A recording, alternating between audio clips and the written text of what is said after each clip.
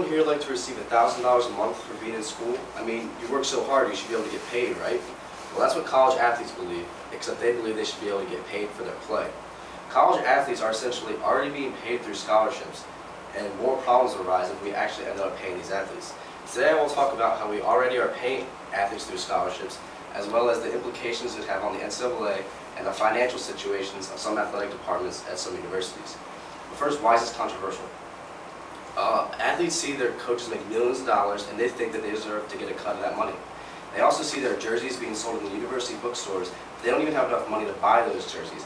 But I'm here to tell you that the cons outweigh the pros and more problems will arise if we pay these athletes. First, college athletes are essentially already being paid through scholarships.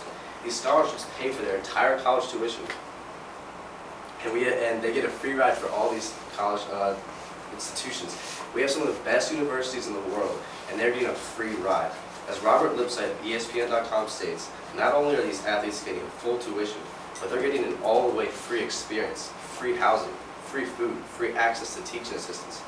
It might not be a paycheck every single month, but the entire package can total over $200,000 at some universities like Syracuse, where room and board is about $50,000 a month. The NCAA calls these players student athletes for a reason, because they're students first. The reason they're in school for the first place is to obtain an education. The moment you start paying these athletes, they start forgetting about school and want to focus on their game. Everyone's probably seen the NCAA commercial that says, we have 1 million athletes, but every single one of them is going to go pro in something other than sports. This is in fact very true in that only 1% of college athletes actually make it to the pros. But what happens to the other 99%? These 99% need an education to fall back on. Okay, let's say you make it to the pros, and in your first game you break your neck, you're forced to retire. What do you do now? Well, since you were paid in college, you kind of blew the education off and you focus on your game. Your education will follow you forever, but your sport does not. The implications put out in the NCAA are huge. The gap between large schools and small schools will only widen. Bigger schools make more money because they're more profitable and they're more popular. They have a bigger fan base, and they would basically outbid for recruits to come in. This would essentially put an end to all the Cinderella teams that we see through the March Madness.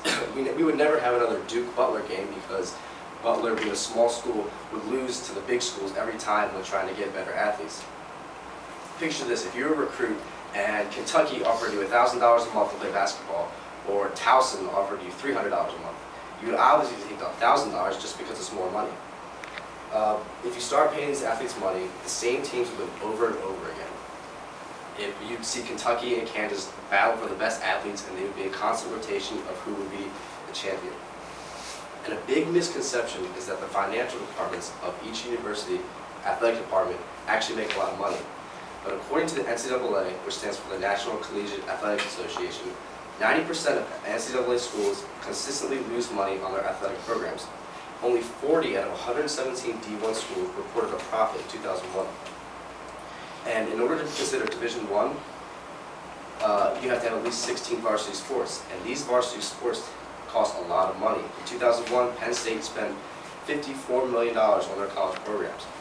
Raymond Schneider of the College Student Journal noted that providing $200 a month to every athlete on scholarship would cost over $540 million. This is $540 million that no one has, and even if they did have it, they would spend it on for more sports. Now, there would also be a dispute in who would get paid and by how much. There are only 6 out of 110 women's Division I basketball. Only 6 out of 110 women's Division I basketball teams made a profit in 2001. And even though their sport was less profitable, they would have to be paid the same amount of money because of Title IX. Title IX ensures that women athletes are treated the same as male athletes, so they would have to get paid the same, even though their sport isn't as profitable. So where would the money be coming from? The reason I love watching college sports is the true passion and pride that these athletes have. Adam Powell of the Blue and White Flash, a college newspaper at Jackson State University, states that the NFL, NBA, and MLB, even to the biggest sport fans, are seemingly becoming leagues of greed over play, selfishness over desire, and finance over substance. They basically want to make sure their paycheck is coming in every month, and they would rather see that than play on the field. I don't want to see college sports come to this, which is why I don't think that we should be able to play athletes. So today I've talked about how college athletes are essentially already being paid, the implications of the NCAA, and the financial departments of some universities, of their athletic departments. Many problems would arise, and I believe that if we do pay these athletes, more problems would arise, and it would just, the situation is fine where it is right now. I hope I have given you reason to believe that paying college athletes would be one of the worst decisions the NCAA could ever make.